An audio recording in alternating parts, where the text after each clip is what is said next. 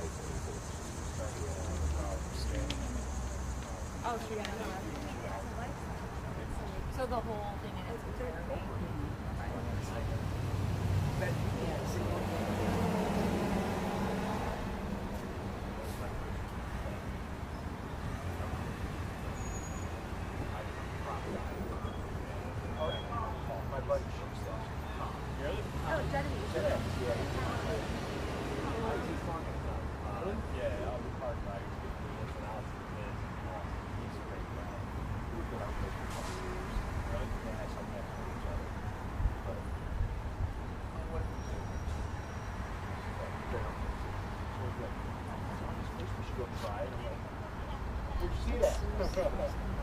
Right.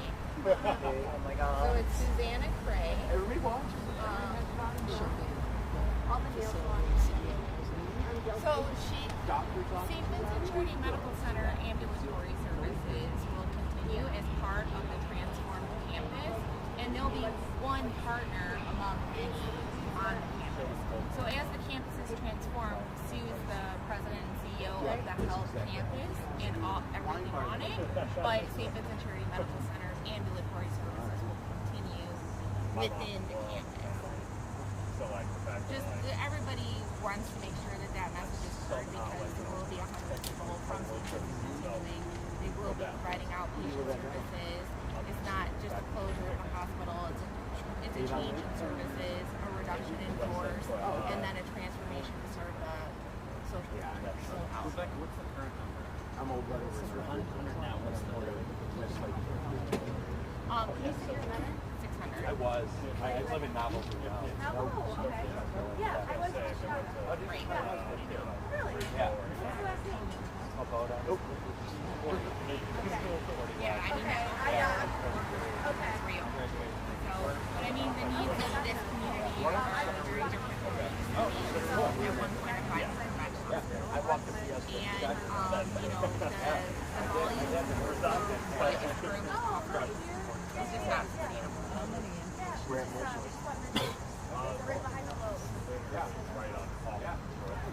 couldn't tell you the number off the top of my head. That would be a good jam question. But she did mention, you know, Right off the rails, ask her that's My mom doesn't come out very much. I don't want to just look at the number. Yeah, just sold and said.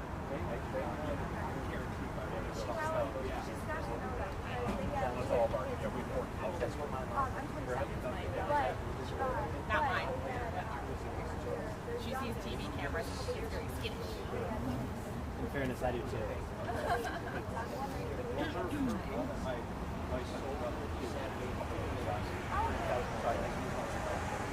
I'm sure everybody's looking at each other. I'll have like 100 emails when I get back.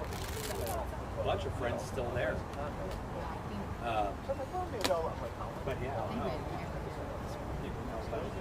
Yeah. I was like, I don't have.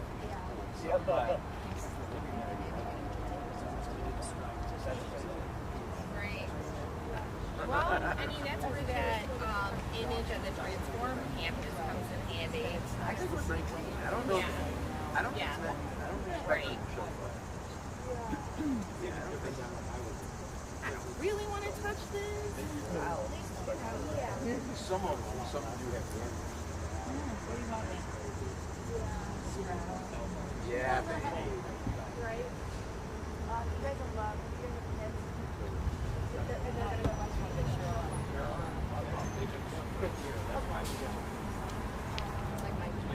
Are your heels like digging in? Or oh, she's got wider heels. They are, but I'm kind of leaning a This little is forward. I know. This is like. What do you call it? At least the bus is passing now. We'll get that out of the way, right? But it's like, yeah. No, I mean, I love that house. It's great. I just wanted a little more. But it was like,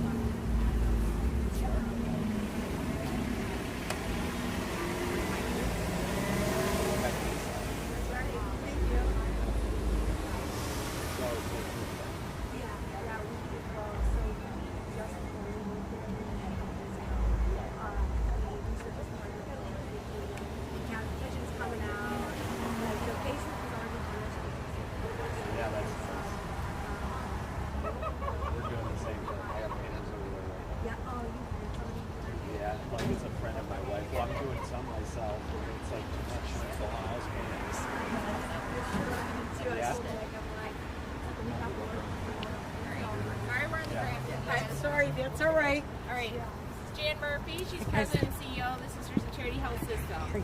And she'll, Hold on Yes. one second. she's going to share some comments.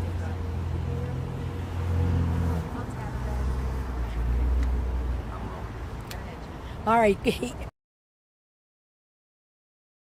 Being here. So today at St. Vincent's, we made an announcement to our caregivers of a pretty big change for St. Vincent's, and that is that we will be no longer carrying out acute inpatient care, but will transition more to outpatient care on the behavioral health side, Rosary Hall and addiction medicine and primary care. And that has been an important decision for us, and we took a lot of time, and of course the pandemic really influenced what happened at St. Vincent's.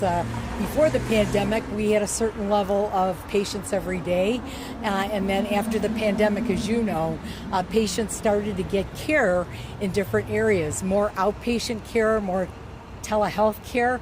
And so as we looked at that, we really knew that one thing that is really certain is that we will always be on East 22nd.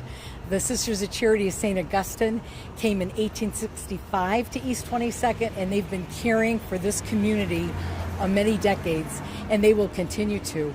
And that's our concern for the future as well, is that we meet the needs of the community. And we understand that healthcare has really changed, and we're responding to that need. So again, we look forward to taking care of this community. It really is important to us. We do have a vision for the future that really is going to look at taking care of, we understand it's not just acute care, but the social determinants of health, really looking at housing and education and transportation. One thing that we found out in the pandemic, that food insecurity in this neighborhood was really very challenging. I don't think people realize that when all the hospitals had to close down, that meant that St. Vincent's indeed had to close down as well. And so people in the neighborhood cannot come into the hospital to get meals. So we know that that is an important social determinant of health that we want to address in the future. Jan, one of the biggest things that St. Vincent does is Rosary Hall. It's also a well-known detox center for many who are dealing with substance use disorders. What will happen with behavioral health and substance and your clinics? Yes, so Monica, we're definitely going to stay, and we're very committed to Rosary Hall on the outpatient side and also to behavioral health. We know that since the pandemic, the needs for behavioral health and addiction services are really critically important. Sister Ignatia Gavin, a Sister of Charity of St. Augustine, was the founder of Rosary Hall, and literally we find that that is a part of our history, and we will continue to care for those in need, and we know that need has only been exacerbated by the pandemic. But will that need include people who may need to stay for a week or so? We're looking, Monica, at ways that we can look at outpatient services and how we look other community partnerships for other needs as it relates to that continuum of care. But we believe that, we do have an opportunity with crisis stabilization and recovery, but also with behavioral health and Rosary Hall. And we can be very successful with that, with coaches, peer support, and the 12-step process. I know you're keeping 100 employees. How many are you letting go, and what are you anticipating will happen to them? We actually are hoping that our employees will be able to find, there's so much need in the community, and we're blessed that we have been working with UH, and they actually will be here on site September 19th and meeting with our staff and looking at opportunities for our staff who are long-term, very dedicated, critical, clinical staff and also support staff. Jan, you had mentioned earlier a little bit about how the pandemic had played such a role in this decision. How big of an impact was that when it came to you guys' future viability? Excellent question. So when you think about the impact of the pandemic, I think if you think back to some of the early days when all hospitals really had to stop non-emergent surgery, and that had a huge impact. And so again, it was the right thing we needed to do, because if you remember in March of 2020, we really were concerned about the PPE and wondering would there be enough because of the surge in the pandemic. But that stopping surgery had a significant impact. And I can tell you, in that first month, St. Vincent's lost $3 million. And if you would extrapolate that going forward, that's not sustainable. And again, we were doing the right thing, and I think everyone was doing that, but it had a significant financial impact. Did that include bariatric surgery, which was a huge income for you? Yes, and so, again, one of the mandates is we looked at surgery, again, making sure we're doing right thing always for the patient, is we had a panel of physicians that looked at every case to make sure that we were making the right decision, and if somebody really did need surgery, we made that decision. But again, it did impact all levels of surgery that were not emergent. You touched on this a little bit earlier. What does St. Vincent look like 10 years from now? In our vision for the future, number one, with the Sisters of Charity of St. Augustine, we are still here, and that we're still meeting the needs of the people that live here. We carry on the Catholic tradition of the healing ministry of Christ, and there's one thing that we know: there's no end to the need. Christ told us the poor will always be with us, and we intend to be here to take care of them. What was the inpatient census for like the last 6 months or so? Had it been declining? There were periods, Monica, where the census did in fact fluctuate, and there were, times when the census dropped down into the 40s and 50s. Yesterday, the census in St. Vincent's was 39. Now, prior to COVID, it would have been closer to the 100, 120 range. So that's a big difference and for a lot of reasons. I know things get started November 15th, but for those who are inpatient now, what will happen to them in the next week or so? Our plan is to continue to take care of patients exactly always as we have. We will continue to carry out our acute care services, and then we'll make sure that as we transition closer to November 15th that we have a plan for patients. And we have literally, we're working through that every day and watching that every day. We're working with our physicians and also with all the caregivers at St. Vincent's to make sure that we do a very smooth transition and, again, care for patients. There's always huge concern when emergency departments close. How will you react to that? So our reaction is that we're very blessed. We have tremendous emergency room services here in Cleveland, probably the best anywhere in the nation. We have Metro UH Cleveland Clinic.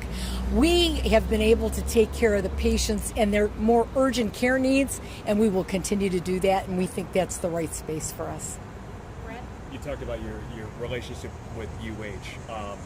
Do you know how many of your staff would be looking for opportunities, and you get a sense of how successful that might be? Yeah, right now it's yet to be determined. We've just had our first town halls with our staff, and so that's a lot for them to process. We do know that we have excellent clinical staff, and they'll look for opportunities, we're sure. I'm also curious for the community, because we hear acute care and then we hear ambulatory care. Yes. What is the biggest difference then between acute care and ambulatory, and what you want the community to realize about the transition? Sure. On the acute care side, it's really when a patient comes into a hospital, they're admitted and they're in a hospital bed, and they're there for a series of days. On the outpatient side, we're able to take care of them rather in minutes and hours, not days. And we do believe that if we can keep people out of the acute care hospital, the outcomes are much better. Now, there's obviously a need for acute care, and we have the capability in our community.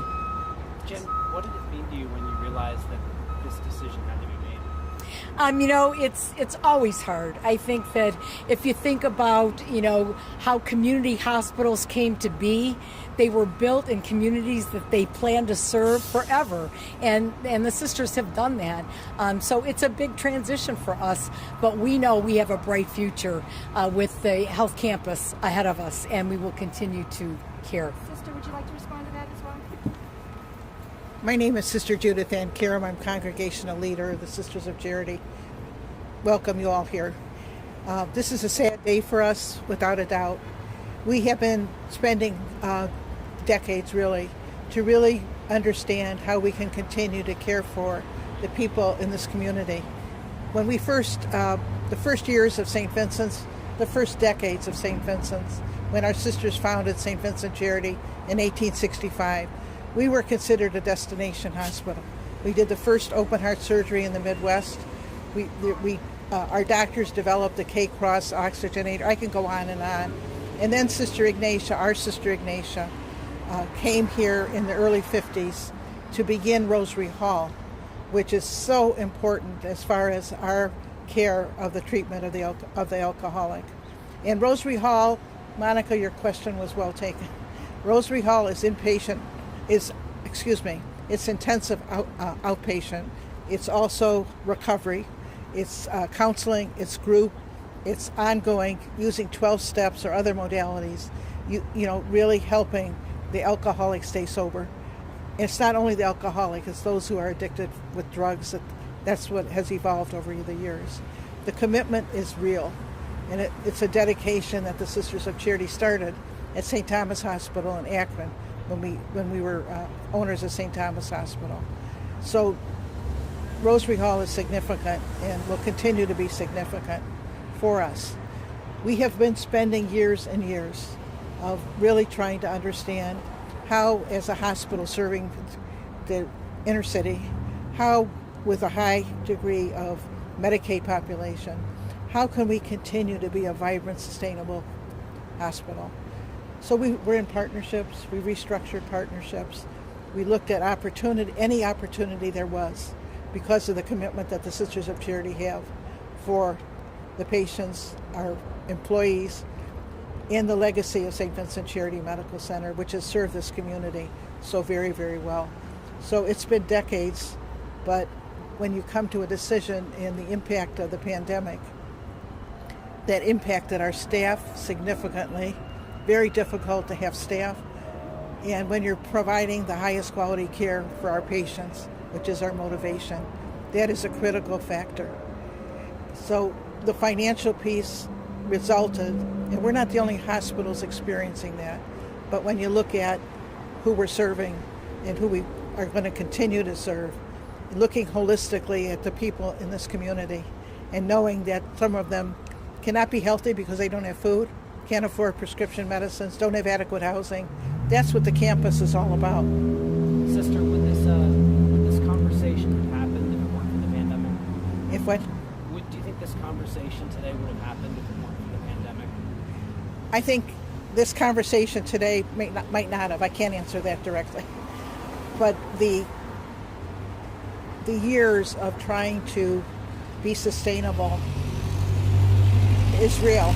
Pandemic, we actually had a plan for sustainability that our staff worked on. And the other discussion that we haven't really touched on as much as what we're touching on as far as the hospital is concerned is what we're bringing around the hospital are the social determinants of health. And that's a creative new way of providing health care. Having people have adequate prescription meds, have adequate nutrition, all of that is a new way, but it's being aware of the fact that if I don't have food, I'm not going to be a healthy person. If I don't have a job, I'm not going to have quality of life. And that's what the campus is all about. And you'll see that unfold as time goes on. But I cannot say enough about our employees. Our employees are tremendous. And there's no question about the mission of this hospital is because of our employees. And we'll stand credit for some of it, but it's our great medical staff and employees that have made this hospital great. And it still is great as we respond to the changing needs of our environment and continue to serve people. Sister, one of the unique factors of this entire thing is this wasn't a decision that was made in a hospital conference room. This was a decision that was also, you reached out to the community you serve. How did that play into this, what happened? Well, actually, Sue will tell you the process for the campus development, which I think is important. It's all about, we're in this community. You go down the street, we just opened Mary's Home. We just opened for homeless women. We just opened Mary's Home a couple weeks ago. We have Promise Neighborhood from our Sisters of Charity Foundation going into people's homes. Our sister Henrietta was very, very significant in the founding of Famicos in the Huff neighborhood. That's who we are. But I want to ask Sue to really share about our community involvement. So, good afternoon, everyone. So I just want to say that though this is really a difficult decision, there is a beautiful vision also that the community sees that's expanding around what Sister Judith Ann has said and what Jan has shared with you. We are really thinking about, we recognize that, there's more to being well than what does happen inside the hospital, as Sister said, and we need to address those other factors that are so important. So we're co-creating that with the community. And we have done so many different meetings with a partner that we brought that I know we shared with you when we announced this back in June. And we've done more than 30 focus groups, 25 different deep partner conversations. We've done 15 tours with our partners and talking deeply with residents and asking them what's important to you about health. And we've heard about food. We've heard about the need for crisis and recovery services. We've heard about the need for family space for children and families, workforce related. And so we are putting that all together, and we're iteratively going back to the community saying, did we hear correctly? Is this really what you want that can really help you to lead healthy lives? And in a neighborhood that has experienced a lot of disinvestment. And so we are continuing to keep that dialogue going. There are 3 pilots that we're moving forward with already, that we're jump starting at this health campus that will expand on the beautiful legacy that St. Vincent Charity Medical Center. It has been an anchor in this community. It will continue to be an anchor in its ambulatory health services. We're opening up a crisis and recovery center that the community has spoken to around needing a de-escalation of trauma for the trauma that they've experienced. Food insecurity, we already have a partner who's working in the kitchen at St. Vincent Charity who's going to be delivering meals already out into the community.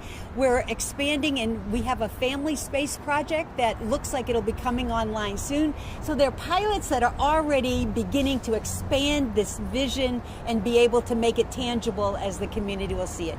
And we're excited that the community is co-creating it with us. And, we did these bingo cards of saying, these are all the ideas you had, and what do you think about them? Prioritize them for us. And that's how we're really working hand in hand. And this is building on what St. Vincent's has done in the past. They had a mission kitchen. They've worked with the Marion Sterling School. They will continue to do that. And so we're going to continue to expand on that. So I think that's all the time we have this morning. These 3 ladies have many calls and meetings and rounding and town halls to get to this afternoon related to this. So thank you very much. Thank you for doing this. Appreciate it. Thank you.